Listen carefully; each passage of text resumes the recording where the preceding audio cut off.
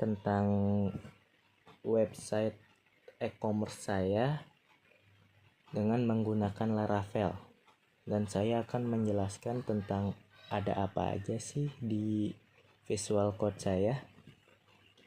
Di sini ada folder GitHub. Ini berfungsi untuk mengambil kode sumber dari repository GitHub dan menjalankan kode C analisis CL. Lalu kita pindah ke folder ID, dan di sini ada self workspace.xml. Ini digunakan oleh ID untuk menyimpan pengaturan dan metadata proyeknya. Dan lanjut next ke data sources dan data sources.local.xml. Ini untuk menyimpan konfigurasi sumber data. Dan terakhir ini ada HTTP request. Di sini untuk menyimpan permintaan HTTP yang digunakan untuk selama pengembangannya. Lalu kita pindah ke folder etc.iml. Di sini kode ini untuk membantu ID memahami struktur dan dependency proyek web yang dibangun sehingga dengan framework Laravel. Di sini banyak kode-kodenya yang saya tidak bisa jelaskan satu persatu, dan kalian bisa lihat sendiri. Lalu kita next ke folder miss.xml. Di sini ada project version, di mana untuk konfigurasi proyek ke versi 4 dari ID. Lalu di sini ada komponen name. Ini untuk pengaturan terkait JavaScript dalam proyek. Lalu ada option. Option ini untuk mengatur Laravel bahasa JavaScript yang digunakan dalam proyek menjadi ES6. Dan ini secara keseluruhan untuk mengkonfigurasi proyek untuk menggunakan JavaScript dengan level bahasa ES6. Hal ini memungkinkan ID untuk memberikan dukungan dan fitur yang sesuai, seperti autocomplete, navigasi kode, dan lain-lainnya. Selanjutnya kita ke folder modules.xml, di mana folder ini untuk konfigurasi proyek sebuah ID Interact Development Environment. Konfigurasi ini mendefinisikan struktur modules proyek dengan satu model. Dan di sini ada project version,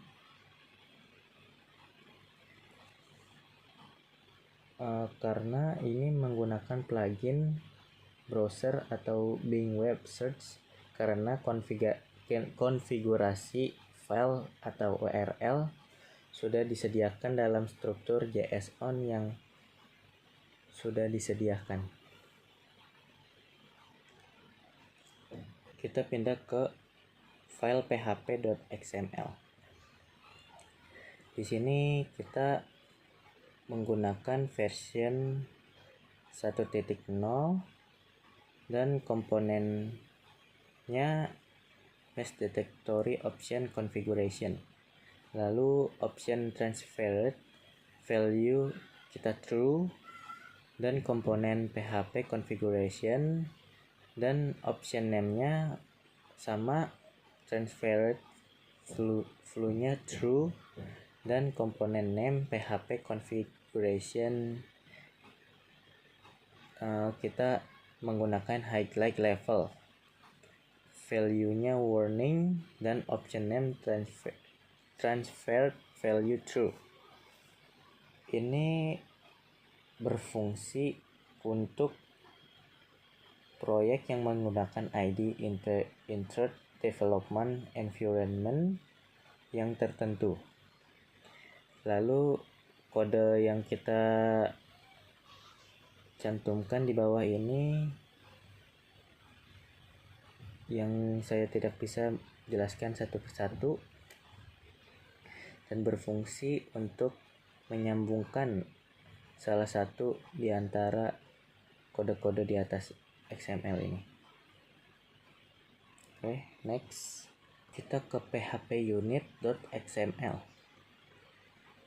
Di sini ada option value project _dir. Ini adalah direktori yang berisi unit test dan direktori yang berisi pengujian fitur. Lalu mengatur pengaturan PHP unit untuk proyek ini. Lalu kita ke vcs.xml. Fitur ini untuk melihat status perubahan file dalam proyek, melakukan commit push dan pull perubahan. Oke, kita langsung aja ke database-nya. Dan di sini ada beberapa file untuk database-nya. Di sini ada factories, migration, dan seeds. Lalu yang pertama kita cek di file factories.php. Ini berfungsi untuk keperluan testing dan seeding data pada database dengan data palsu. Lalu kita ke file migration. Dan di sini banyak file-file untuk memigrasi atau perpindahan file-file pada semua bergantungan pada file-file berikut ini.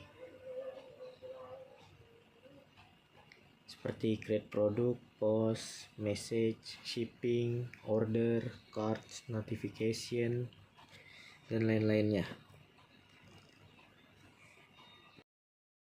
Lalu kita pindah ke folder seeds. Dan di sini ada kupon seeder.php berfungsi untuk sebuah seeder dalam framework Laravel. Seeder digunakan untuk mengisi data awal ke dalam database sehingga memudahkan pengembangan dalam pengolahan data. Lalu kita selanjutnya ke database seeder.php. Dan di sini ada use illuminate /database seeder dan database seeder extend seeder. Lalu di sini ada functionnya, public function, run this call table seeder class, dan setting tab slider. Selanjutnya kita ke setting table seeder.php. Sebuah seeder dalam Laravel yang digunakan untuk mengisi data awal ke dalam table settings pada database. Seeder ini memiliki fungsi yang sama dengan seeder sebelumnya, yaitu untuk memudahkan pengisian data awal ke dalam database.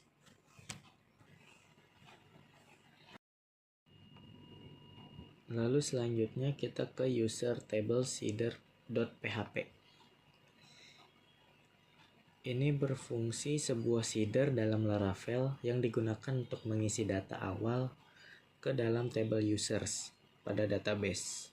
Seeder ini bertujuan untuk menambahkan pengguna users awal ke dalam sistem dengan informasi seperti nama, email, password, dan transkripsi, peran, role, dan status penggunanya.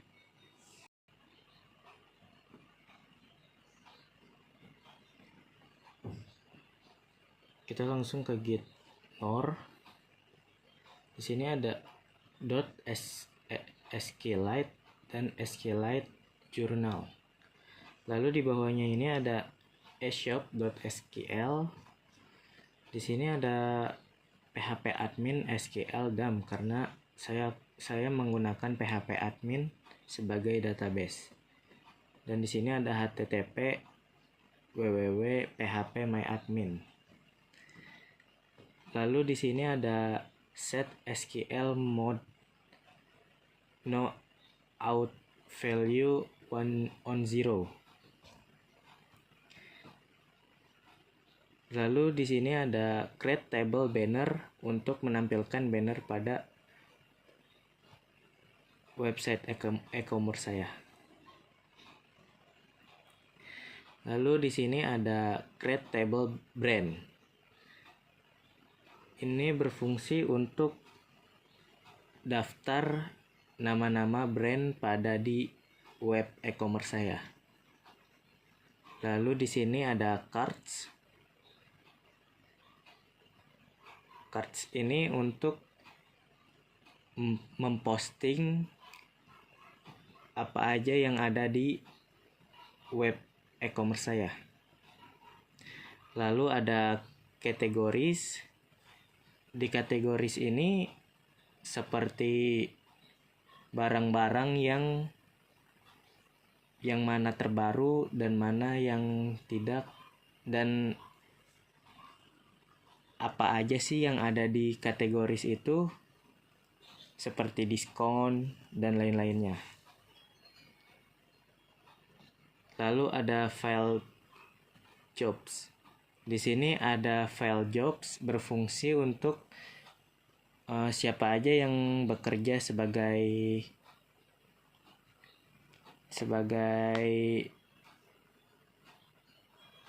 apa namanya?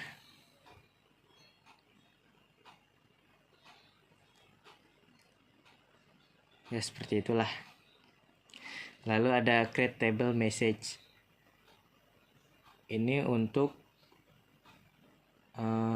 chat barang yang sudah diterima atau belum. Lalu ada migrasi atau migration untuk mempermudah pengguna. Lalu ada notification, ini untuk notifikasi. Lalu ada order, bisa order dimanapun dan kapanpun berada.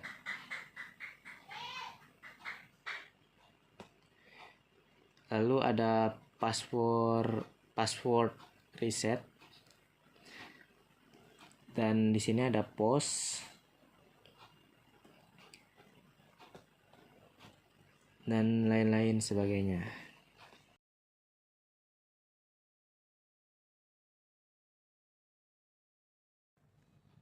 Oke, kita langsung ke examnya. Dan di sini saya sudah meng-start Apache dan MySQL-nya. Lalu kita ke phpMyAdmin. Oke. Dan di sini saya menamakannya Laravel _HP. Di sini banyak sekali macam-macam seperti banner, brands, cards, kategoris, dan lain-lain. Dan saya akan menjelaskan tentang banner. Di sini ada banner. Di banner ini adalah suatu untuk mengganti semacam banner pada webnya. Lalu di sini ada brand, dan saya mencantumkan brand di website saya itu adalah Samsung. Lalu ada cards. Cards ini adalah sebagai, kita lihat, sebagai ID, product ID, order ID, user, price, status, quantity, amount, create, dan update.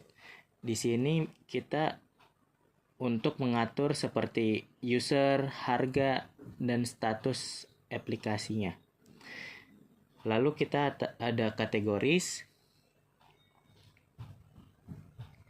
Di kategoris ini kita bisa mengetahui barang yang terbaru yang mana dan barang yang terlama yang mana. Lalu kita ke kupon, dan kupon ini berfungsi untuk sebagai diskon. Lalu ini ada file jobs. Ini ada message. Ini ada migration. Ini ada notification. Lalu untuk order ini bisa kita melihat siapa aja yang kita order. Maksudnya siapa yang order, siapa aja yang bisa order.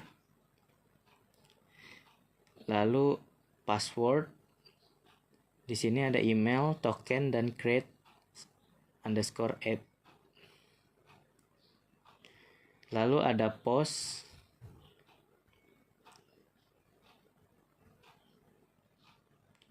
Dan di sini post comment. Dan ini post tag. Lalu di sini ada produk.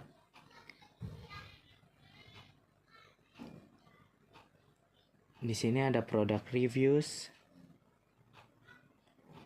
Di sini ada setting. Dan di sini ada user.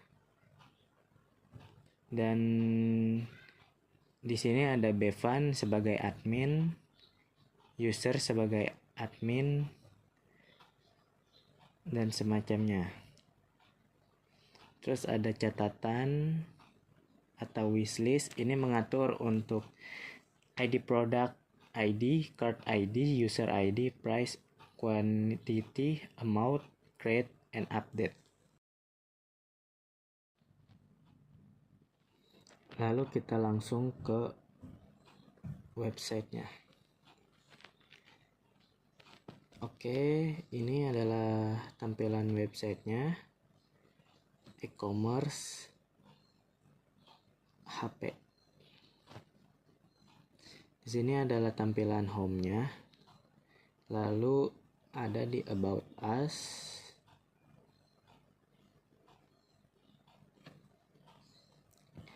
Ini sebagai configuration. Ini belum ditambahin fotonya, maaf. Lalu ke produk. Dan ini produk-produk yang kalian bisa lihat untuk membeli suatu barang-barangnya. Lalu kita ke kategori dan terbaru.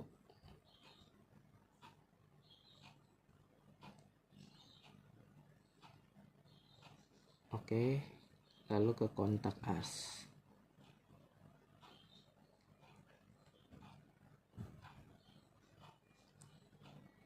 Lalu kita bisa sebagai admin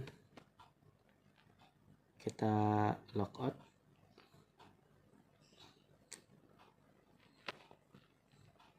Lalu kita login lagi.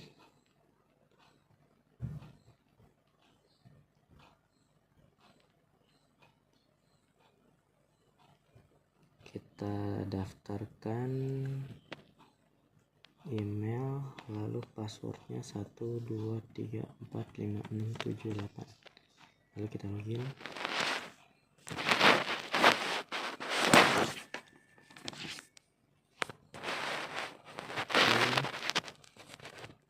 Successfully.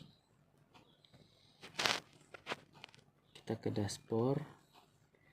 Nah, dashboard ini untuk mengatur suatu websitenya, dimana kita mengetahui kategorinya ada 1 dan produk ada 9, lalu yang order ada 4, lalu ada post ada 1. Dan di sini kita akan melihat media manager,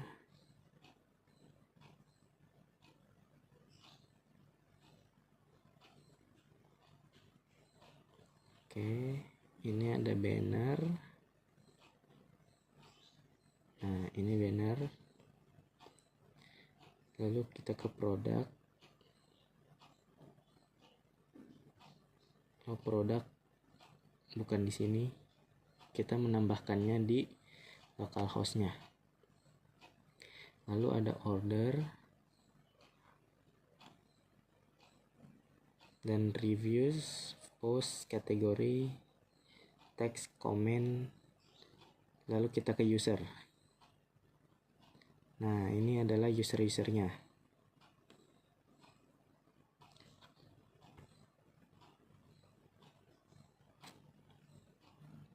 Lalu ke setting. Oke. Kita bisa logout lagi juga.